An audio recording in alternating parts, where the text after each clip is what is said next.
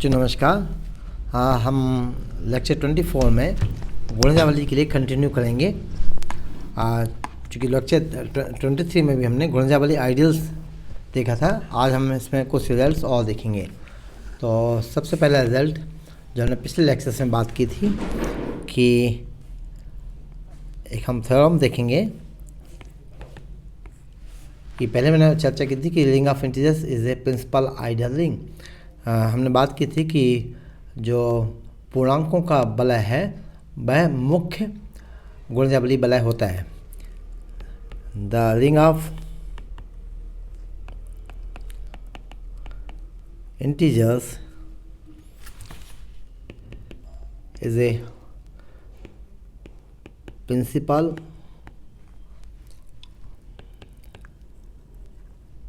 Ideal ring, मतलब पूर्णांकों का वलय एक मुख्य गुणनफली वलय होता है।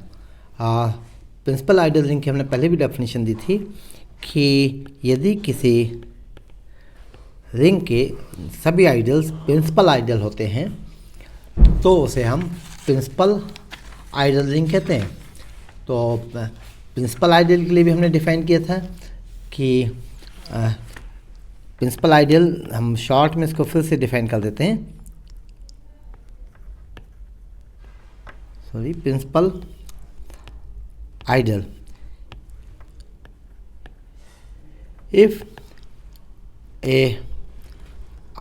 an ideal is generated by a single element, then it is said to be a principal ideal.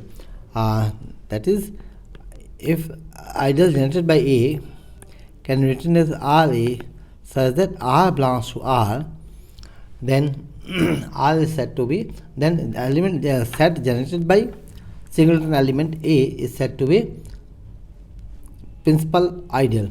जहाँ की R जो है where R is a commutative ring with unity, जहाँ की R कैपिटल R इकाई अवयव सहित क्रमणी में वलय है।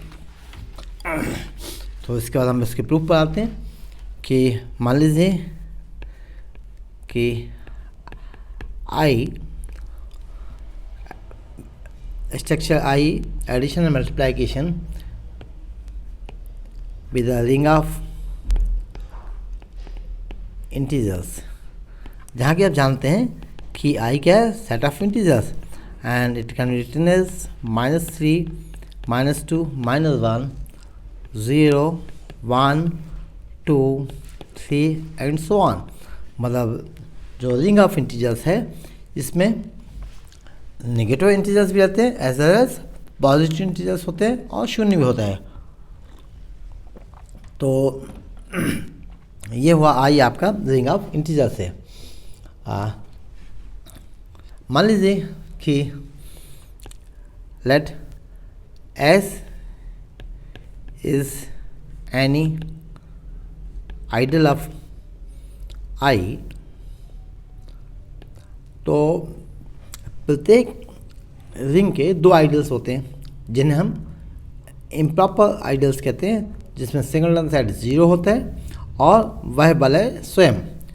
तो दो कंडीशन है, या तो एस यदि इम्प्रॉपर आइडियल है और ये सिंगलटन सेट 0 इक्वल है, मतलब सिंगलटन सेट है और obviously it is generated bye 0, then S is a trivial principal ideal generated by 0 and 0 is the only element in S. So proof is obvious कि it is generated by 0, therefore S is a principal ideal of R. चूँकि S ideal है I का, और यदि S स्वयं singleton set 0 है, मतलब improper ideal है, अनुचित गुणनफली है R का, तो ये सिंगलटन सेट 0 चूँकि शून्य के द्वारा जनित होता है, इसको हम लिख भी सकते हैं this is 0 into R such that R belongs to R।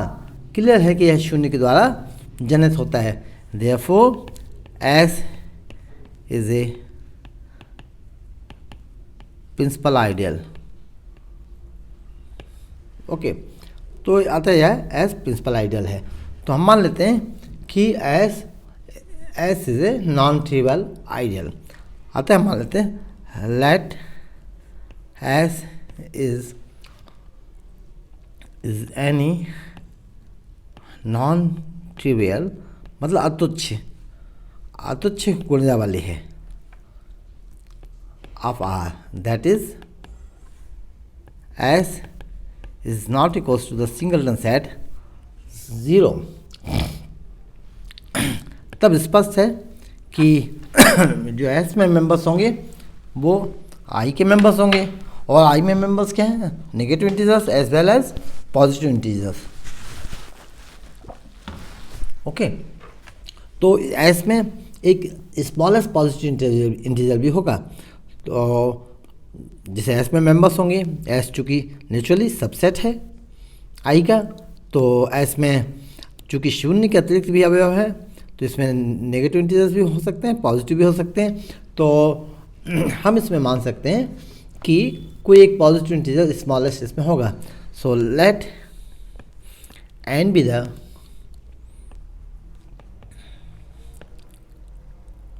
Least positive integer such that n belongs to s, मतलब n जो है सबसे छोटा ऐसा धन पूर्णांक है जिसके लिए n अवयव है s का। सो देन जो सेट जनरेटेड होगा n के द्वारा वह सबसेट होगा s का, चूँकि n मेंबर है s का। चूँकि n के द्वारा कौन जनरेट होता है? Here set generated by n is n r such that r belongs to r, मतलब n जो हमारा है ये प्रिंसिपल आइडियल तो है ही। तो यदि हमने दिखा दिया कि s जो है यह subset set generated by n है ना, सो ये हमारे लिए सफिशिएंट होगा इस थ्योरम के प्रूफ को कंप्लीट करने के लिए। So for the proof of the theorem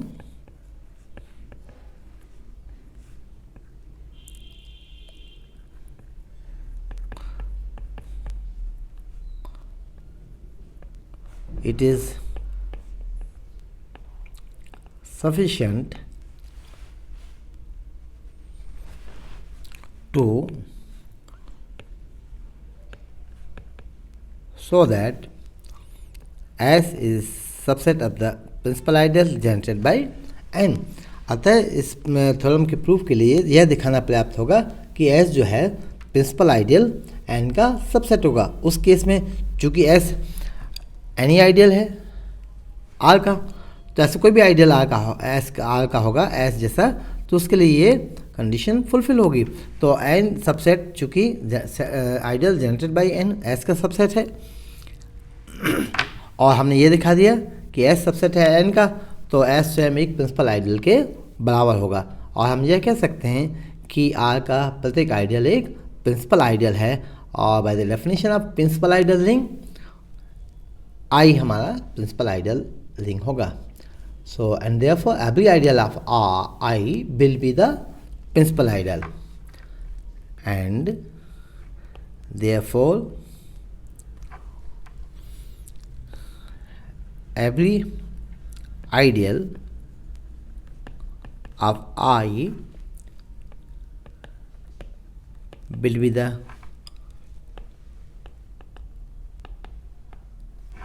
principal ideal. तो उसके से हम कह सकते हैं कि आई के जो प्रत्येक आइडियल है वह प्रिंसिपल आइडियल होगा। And by the definition of principal ideal ring, principal ideal ring की परिभाषा से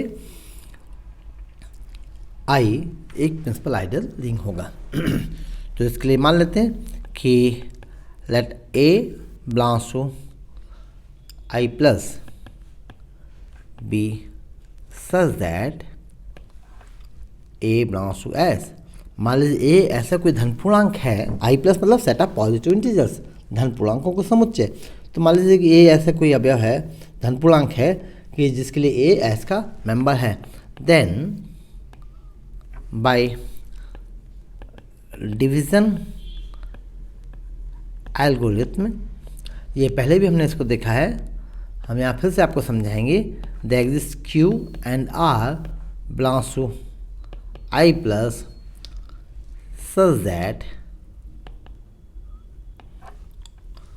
A equal QN plus R। अतः विभाजन कलन से यहाँ Q R धन पूर्णांक इस प्रकार से होंगे कि A equal Q into N plus R, जहाँ की 0 is less then R equal R is less than N। आप देख सकते हैं कि हमने जैसे A को भाग दिया, डिवाइड किया, सिंपल डिवीजन N से, मान लीजिए Q टाइम्स डिवाइड होता है, तो हम क्या लिखेंगे यहाँ, this is minus N Q, पर इसको हम ऐड माइनस करेंगे तो क्या मिलेगा, A माइनस एन क्यू, और इसी को हम क्या कहते हैं, दिस इज कॉल्ड रिमाइंडर। इसको आप माइनस करते हैं ना, so this is called remainder. इसी से आप लिख सकते हैं कि A equal N Q plus R। तो जैसे कि आप डिवीज़न पहले से करते आ रहे हैं प्राइमरी क्लासेस से, वही है डिवीज़न है, ये कोई नई कला नहीं है। तो डिवीज़न क्या है, विभाजन कलन है ये। तो A को लिख सकते हैं QN plus R। So this implies R equal A minus QN। हमने ग्रुप की प्रॉपर्टी से अप्लाई करेंगे, माइनस QN ऐड करेंगे दोनों साइड, इसको हमें डिटेल में बताने की आवश्यकता नहीं है। और सो R equal A minus QN मिलेगा। Now since S is an ideal of I, so N belongs to S and Q belongs to I। चूँकि Q कोई धन पूर्णांक है तो ये I प्लस का मेंबर है, इसलिए I का मेंबर है। सो दिस इम्प्लाइज आइडियल होने से S के Q इंटू N भी S का मेंबर होगा। Also A and minus A also QN belongs to S implies,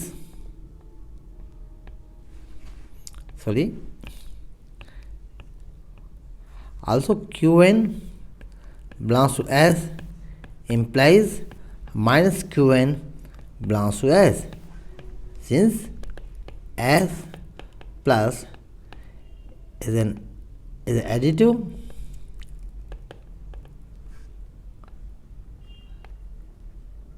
सब group of I।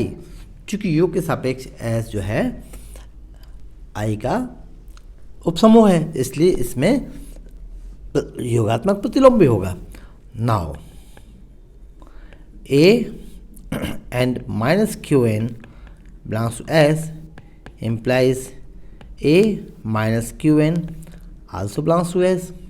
Closure property से S में, okay, so this implies R belongs to S। R S का अवयव है। चूंकि 0 less equal R is less than N और N smallest positive integer है, N is the least positive integer which belongs to S। देखिए आपने लिखा था N be the least positive integer such that N belongs to S। तो यहाँ चूंकि R N से छोटा है, इसलिए पॉजिटिव तो हो ही नहीं सकता है S का मेंबर रहते हुए, therefore R must be 0 and hence A equal Q into N, so which belongs to the set Rn such that R belongs to I। मतलब this is set generated by N। thus A belongs to S implies A belongs to the ideal principal ideal generated by N। Therefore S is a subset of N। So and hence and so S equal ideal generated by N. चूँकि हम पहले देख चुके हैं कि principal ideal generated by N is a subset of S, so this completes the proof of our theorem. चूँकि S principal ideal के equal है और इसलिए आई का प्रत्येक आइडियल प्रिंसिपल आइडियल है, इसलिए the ring of integers is a principal ideal ring. अतः पूर्णांकों को समुच्चय मुख्य मतलब पूर्णांकों का वलय एक मुख्य गुणजावली वलय होता है। इसकी सहायता से हम एक और रिजल्ट दिखाना चाहेंगे कि जो प्रिंसिपल आइडियल पर बेस्ड होगा, इसकी भी हम मतलब रिंग ऑफ इंटीजर्स पर बेस्ड होगा और ring of integers principal ideal है। सो इसका उपयोग करते हुए हम नेक्स्ट रिजल्ट को प्रूफ करेंगे। थ्योरम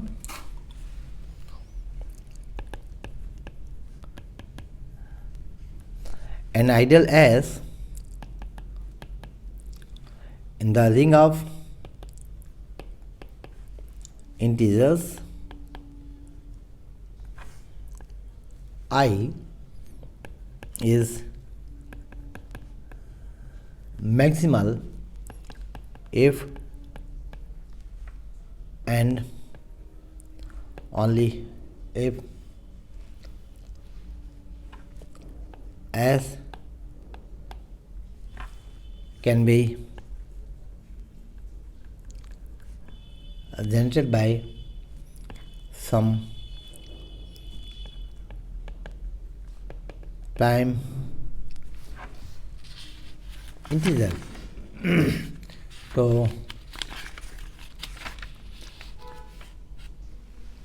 यहाँ से देखेंगे आप कि जैसे एस आपका आई का आइडियल है, आई क्या है रिंग ऑफ इंटीजर्स है, तो हम दिखाएंगे मैक्सिमल होगा यदि केवल यदि एस किसी अभाज्य पूर्णांक के द्वारा जनित होता है।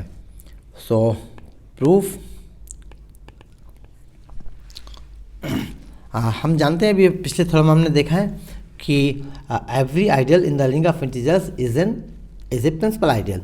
चूँकि वलय का प्रत्येक आइडियल प्रिंसिपल आइडियल होता है, इसलिए एस भी प्रिंसिपल आइडियल है। जब प्रिंसिपल आइडियल है तो प्रिंसिपल आइडियल की डेफिनेशन आपने देखी कि it is generated by some numbers, so some single element. So S with ideal generated by S, let S with ideal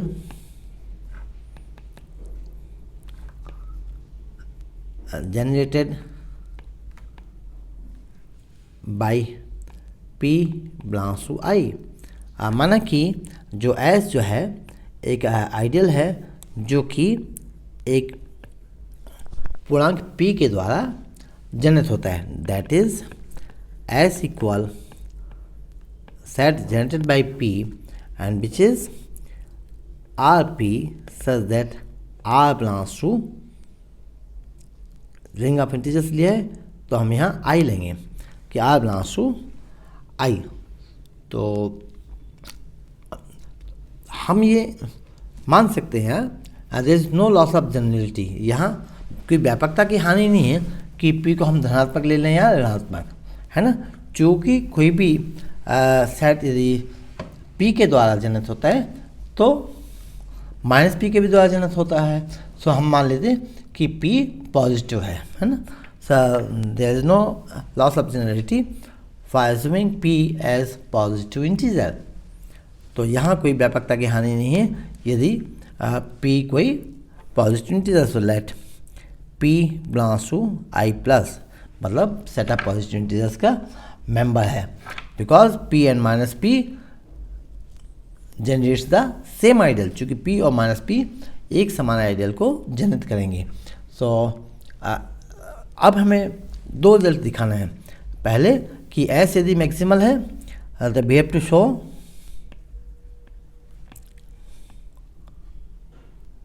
that I is maximal if and only if, that is implies and implied, as exaggerated by some prime number p, and which is, चूँकि हमने पहले लिख लिया है, सो हमें ये दिखाना होगा कि implies and implied p is prime which generate ideal s. तो हम एक कंडीशन ये दिखाएंगे कि p यदि प्राइम है तो s मैक्सिमल होगा और s मैक्सिमल है तो प्राइम होगा. तो बोथ वे इम्प्लीकेशन में आप देख सकते हैं कि हम इसको इस प्रकार से भी लिख सकते हैं कि दिस इम्प्लाइज एंड इम्प्लाइड, मतलब p प्राइम है तो i मैक्सिमल होगा और i मैक्सिमल है तो p प्राइम होगा. मतलब हमें दोनों बातें ये दिखानी होगी. तो नंबर 1 कि s is maximal if p is prime, and second p is prime if s is maximal. तो इसकी बात हमने पिछले लेक्चर में भी की थी कि मैक्सिमल आइडियल क्या होता है, मतलब इससे बड़ा कोई आइडियल उस रिंग में नहीं होता है, तब हम उसको मैक्सिमल आइडियल कहते हैं. मैक्सिमल और मिनिमल आइडियल की हमने पिछले लेक्चर में डेफिनेशन दी थी. तो first of all we prove first, है ना, proof of first. Okay, so let p be the prime number, let p is prime and s generated by p, s p के द्वारा जनरेट होता है. let t, तो हमें दिखाना है कि s मैक्सिमल होगा. तो यदि हम कोई भी आइडियल मान लेते हैं, let t be an ideal of I such that as subset of t, which is subset of the ring of integers I, here s equal ideal generated by p, which can be written as rp such that r belongs to I. चूँकि S P के द्वारा generate हम मान रहे हैं, तो जैसे हमने मान लिया कि कोई आइडियल टी है जो कि एस का सुपरसेट है या एस टी का सबसेट है, तो एस को मैक्सिमल दिखाने के लिए हमें दिखाना होगा कि एस टी के इक्वल होगा. ओके, तो चूँकि हमने यहाँ मान लिया कि एस सबसेट है टी का, यदि हम यहाँ दिखा सके कि टी सबसेट है एस का या टी स्वयं जो है आई के इक्वल है, तो मैक्सिमल आइडियल की डेफिनेशन से हमारा एस जो है मैक्सिमल आइडियल होगा. सो सिंस टी, चूँकि सेट ऑफ इंटीजर्स जो है जो रिंग बनाता है और इसके सभी आइडियल प्रिंसिपल आइडियल होते हैं, सो चूँकि टी भी इसका आइडियल है, इसलिए टी क्या है, is a principal ideal of I. तो टी इसका प्रिंसिपल आइडियल है, तो ये भी किसी के द्वारा जनरेट होगा. So let T is generated by some integer q which can be written as rq such that r belongs to I, where q को हम मान लेते हैं ये पॉजिटिव इंटीजर है. Now as subset of T implies set generated by P, or ideal generated by P is a subset of T, and T equal RQ such that R belongs to I.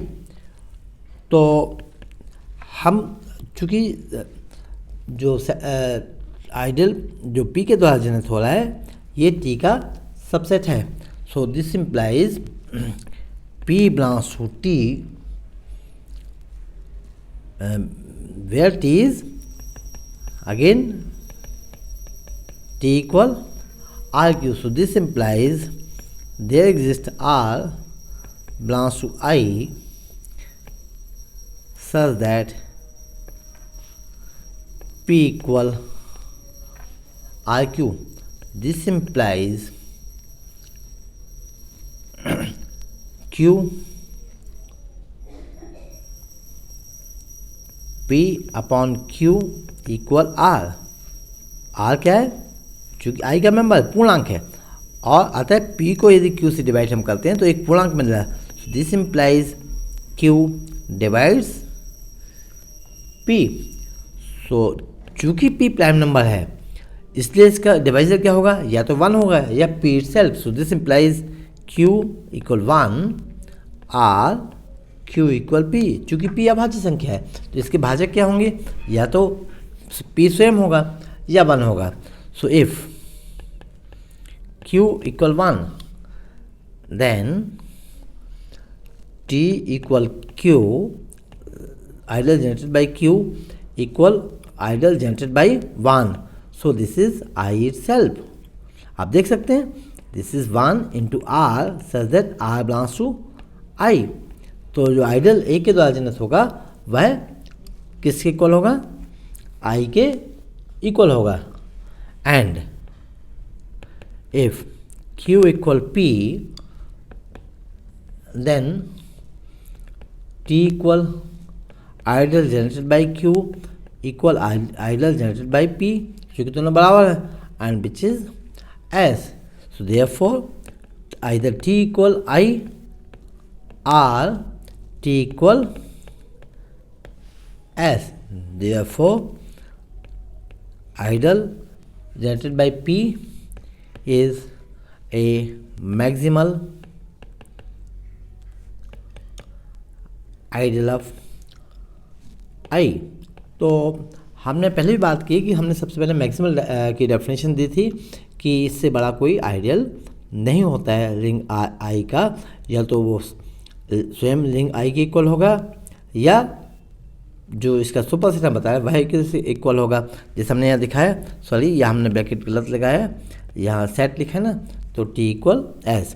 तो idol generated by P जो है वह maximal ideal है. तो किसी भी theorem को proof करने के लिए हमें ये मालूम होना चाहिए कि जो टेक्निकल टर्म्स उनकी डेफिनेशन क्या है, जिससे हमें मैक्सिमल और प्रिंसिपल आइडल रिंग की डेफिनेशन मालूम होनी चाहिए. अब हम इसका दूसरा हिस्सा लेके चलते हैं कि प्रूफ ऑफ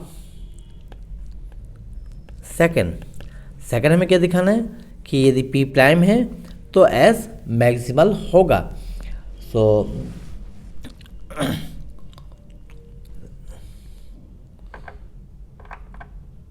सॉरी अभी हमने दिखाया प्रूफ ऑफ हमने इफ़ P इज़ प्राइम तो हमने दिखाया S मैक्सिमल है. अब हम दिखाएंगे S मैक्सिमल है तो यदि S मैक्सिमल है तो P प्राइम होगा. So let ideal S is generated by P is a maximal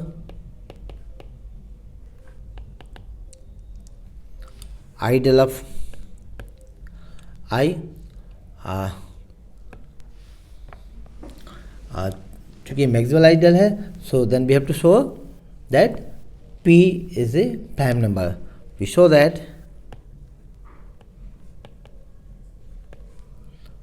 P is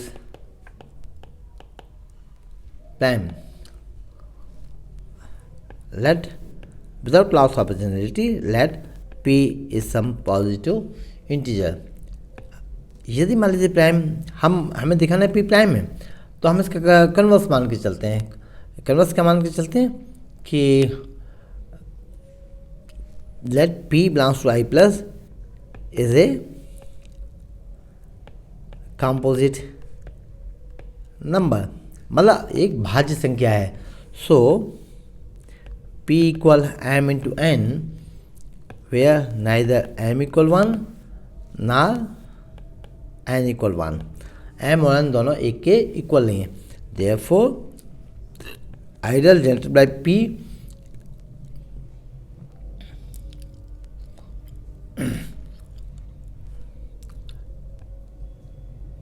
equal M which is a subset of I. Sorry, चूँकि ये 1 के इक्वल नहीं तो P ideal P generated by M, चूँकि Mn जो है P के equal है, इसलिए जो principal ideal generated by P होगा वो principal ideal generated by M होगा। ओके, परंतु क्या है, P मैक्सिमल आइडल है, but ideal generated by P is a maximal ideal है, प्रिंसिपल तो है ही, मैक्सिमल आइडल है। और मैक्सिमल आइडल से की डेफिनेशन से क्या होगा कि आइडल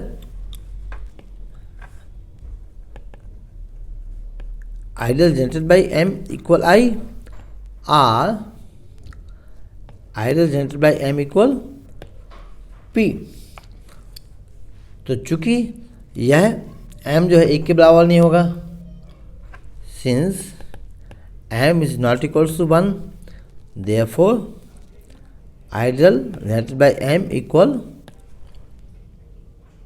P। ओके, तो यहाँ से भी कॉन्ट्रडिक्शन मिलेगा कि M is not equal to 1, है ना। इफ़ M इक्वल 1 तो ये आपका गलत है, क्योंकि आइडल I जो है it is generated by I बला है, और आइडल भी प्रिंसिपल आइडल है जो कि 1 के द्वारा जनरेट है। तो यहाँ से आपको मिला कि M equal 1, which is a contradiction since M is not equal to 1, तो ये भी गलत है। और दूसरा, if M equal P, if ideal generated by M equal ideal generated by P, then sorry, ये यदि इससे भी हम कंट्रोवर्सी लाएंगे, अभी हम इसको यहाँ छोड़ देते हैं, ये हमारा मानना गलत है यहाँ भी। तो if M equal ideal generated by P, then M belongs to ideal generated by P equal generated by P implies there exists some integer L belongs to I such that M equal LP. So this implies P equal Mn equal L Pn, M की value रख दी है LP equal P Ln, where P is not equals to 0. So this implies Ln equal 1, implies N equal 1, which is again a contradiction,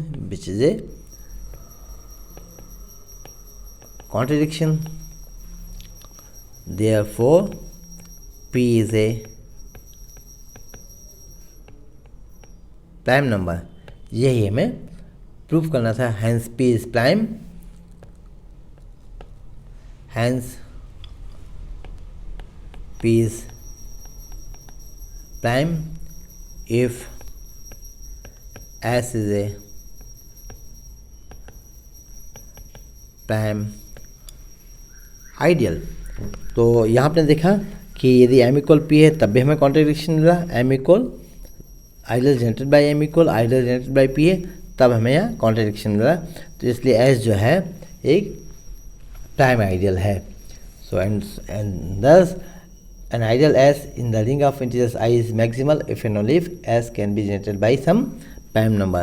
अतः I का कोई भी ideal S है वह maximal होता है यदि वो केवल यदि S कोई अभाज्य संख्या के द्वारा जनित होता है।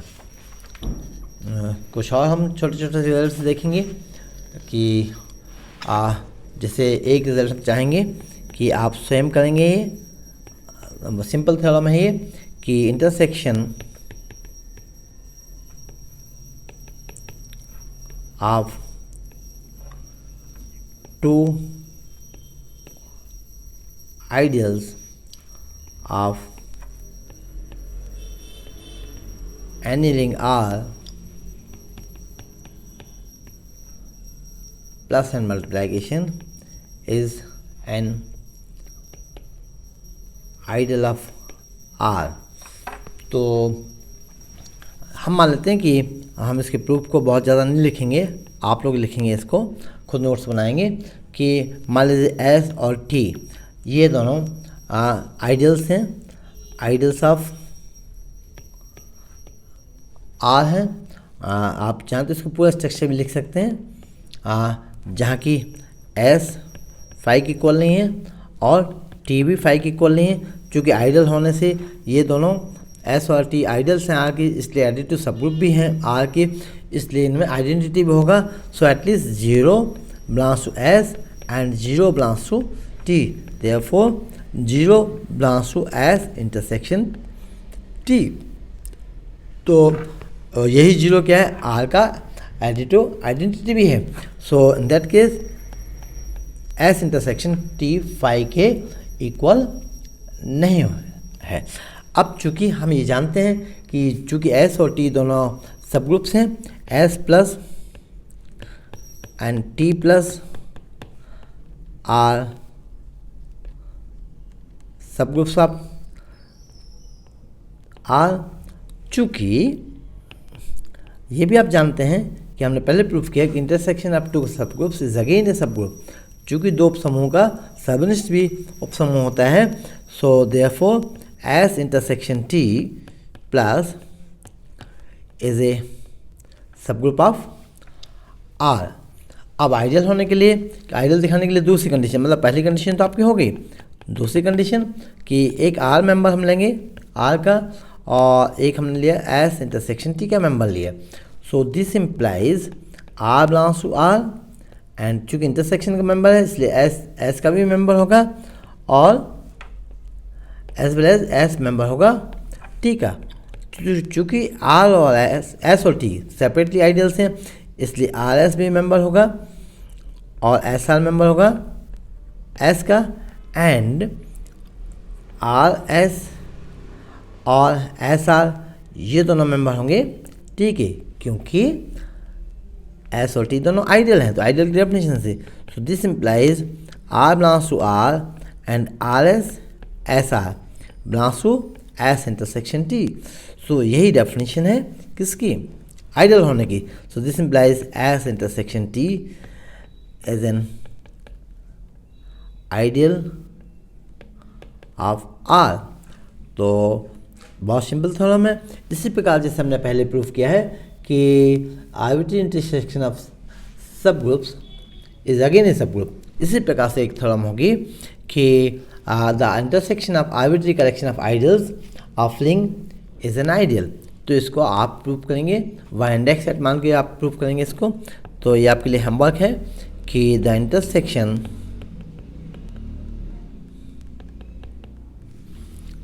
Of arbitrary collection of ideals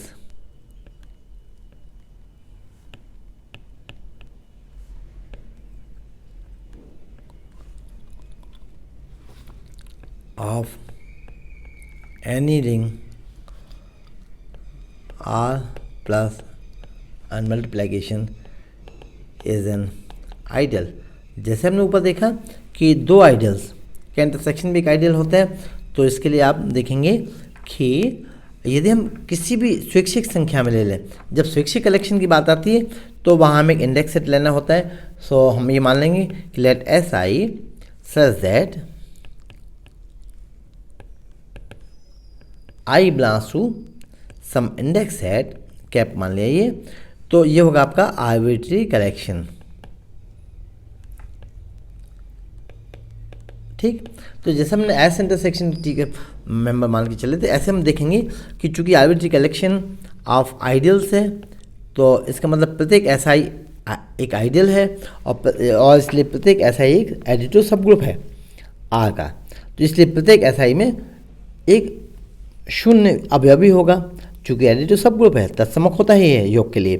तो 0 belongs to each S I, so therefore 0 belongs to intersection SI where I belongs to arbitrary intersection and so I belongs to the index set। so ये non empty हुआ। अब हमें इसको दिखाना है कि चूँकि arbitrary intersection of subgroup is again a subgroup, so S I जो है intersection S I belongs to index set with respect to addition is a subgroup of R, तो इसका सबग्रुप भी है।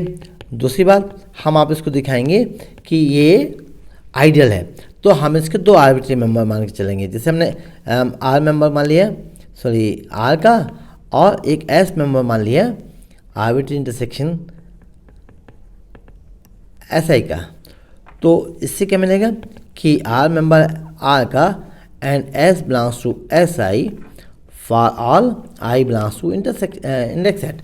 सो this implies R S and S R belongs to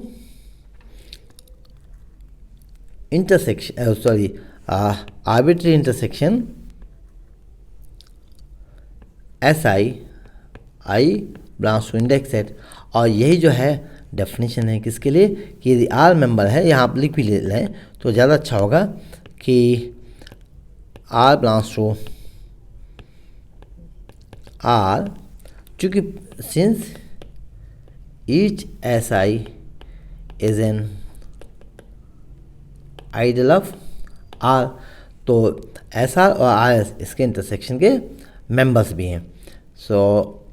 sorry यहाँ हमने लिखा एक स्टेप और बीच में लिखना चाहिए, हमने थोड़ा शॉर्ट कर दिया इसको ज़्यादा, कि R belongs to R and R S S R belongs to S I for all I belongs to index set. तो जब सभी एस आई के मेंबर हैं तो इसलिए इंटरसेक्शन के भी होंगे, और this implies intersection I belongs to index set S I is an ideal of R. अतः स्विच संग्रह का आइडियल्स के स्विच संग्रह का इंटरसेक्शन भी एक आइडियल होता है। अतः गुणजावलियों के संग्रह का सबनिष्ठ भी एक गुणजावली होता है। तो ये आप इसको अच्छे से नोट्स बनाएंगे इनके भी। इसके अलावा कुछ एग्जांपल्स भी हम देखना चाहेंगे कि जैसे सेट ऑफ इवन इंटीजर्स, कि सेट ऑफ इवन इंटीजर्स मतलब क्या हुआ, -6, -4, -2, 0, 2, 4, 6 and so on. Set of even integers with 0 is an ideal of the ring of integers.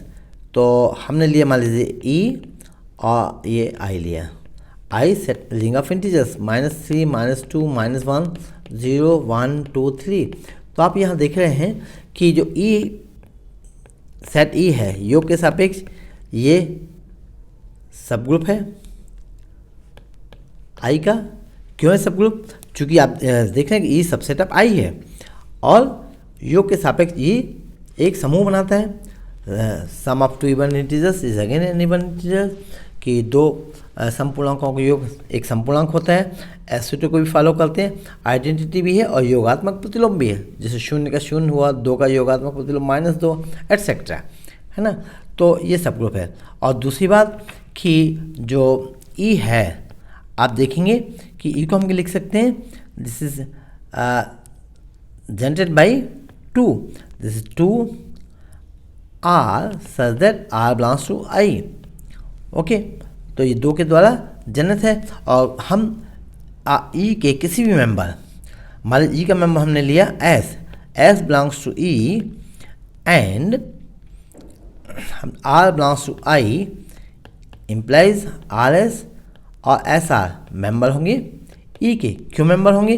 क्योंकि किसी भी संपूर्णांक को हम किसी भी पूर्णांक से मल्टीप्लाई करें तो एक संपूर्णांक मिलेगा। If we multiply any even integer with any integer then we will have an even integer।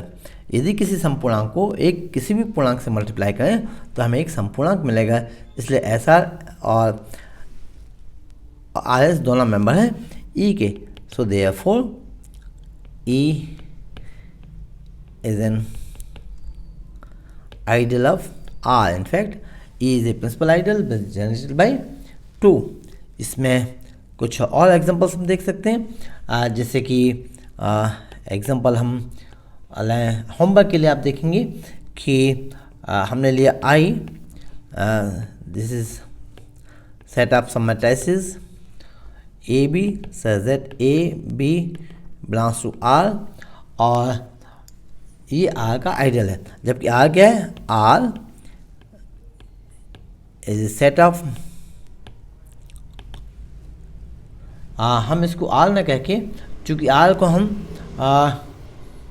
यहाँ रियल नंबर्स लेना चाहते हैं, तो इसको हम नाम दे देते हैं, कोई दूसरा नाम दे देते हैं। मान लीजिए हमने इसको कह दिया, हम इसको टी कह दिया, ओके, तो इसको हमने टी कहा। Where A B C D are real numbers. तो आप देखेंगे कि आई जो है यो भी योग के सापेक्ष समूह बनाता है, आव्यूहों के, टी का ये उपसमूह है, नंबर 1 सेटिस्फाई होगी। एंड नंबर 2 के लिए आप आई के 2 मेंबर्स लेंगे कोई भी, जैसे हमने आई का एक मेंबर लिया, मान लीजिए हमने ए भी लिया और 0 0, और दूसरा मेंबर हमने इसका चाहे आप A1 B1 कहते हैं, थोड़ा डिफरेंस दिखेगा, A1 B1 C1 D1, A1 B1 C1 D1, इसको आप मल्टीप्लाई करेंगे तो आप देखेंगे कि आपको सेकेंड रो 0 मिलेगी, यहाँ सब मेंबर्स मिलेंगे, और ये मेंबर किसका होगा, आई का होगा। तो कह सकते हैं कि आई जो है टी का आइडियल है, यदि इसका मेंबर है।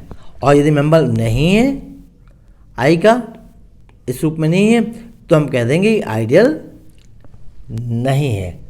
ओके, सो इनफैक्ट ये जो है राइट आइडियल तो होगा, लेकिन लेफ्ट आइडियल नहीं होगा। तो हम इसको फिर से करते हैं कि ये हम अलग कर देते हैं। ओके, तो ये जो है इसका लेफ्ट आइडियल है, लेकिन यदि आप दाएं तरफ से मल्टीप्लाई करेंगे, मतलब इसका आपने फर्स्ट पार्ट देखा कि इसका ए पार्ट देखा और बी पार्ट देखेगा, तो right ideal is not a right ideal. मतलब हमने आर मतलब टी के मेंबर्स को दाएं तरफ से मल्टीप्लाई किया, ओके, तो राइट आइडियल मिलेगा। सॉरी, हम गलत कह गए थे, तो it is right ideal but not a left ideal. Okay, इसके अलावा और भी इसमें एग्जांपल्स हो सकते हैं जिन्हें आप देख सकते हैं कि जैसे एक लास्ट एग्जांपल हम इसमें लेंगे कि इफ़ यू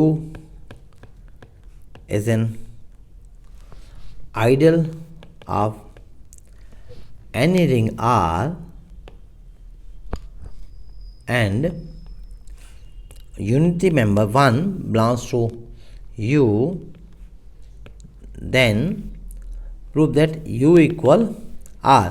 तो इसका पहले से भी देख सकते, बहुत ही सिंपल है कि U is an ideal of R, तो clearly as subset of R, चूँकि आइडियल है आर का। नाउ चूँकि आइडियल है तो माना कि x बिलोंग्स टू आर है और 1 चूँकि दिया हुआ है कि u का मेंबर है, दिस इम्प्लाइज 1 इंटू एक्स। चूँकि आइडियल है u आर का, इसलिए 1 into X equal x belongs to u। thus x belongs to R implies x belongs to U, therefore R is a subset of U। So by first and second R equal U। तो ये भी एक simple example था। तो इसके अलावा ideals में और भी कुछ रिजल्ट्स होंगे जिनको और क्वेश्चन जिन पर बेस्ड होंगे, जिनको अगले लेक्चर्स में हम देखेंगे।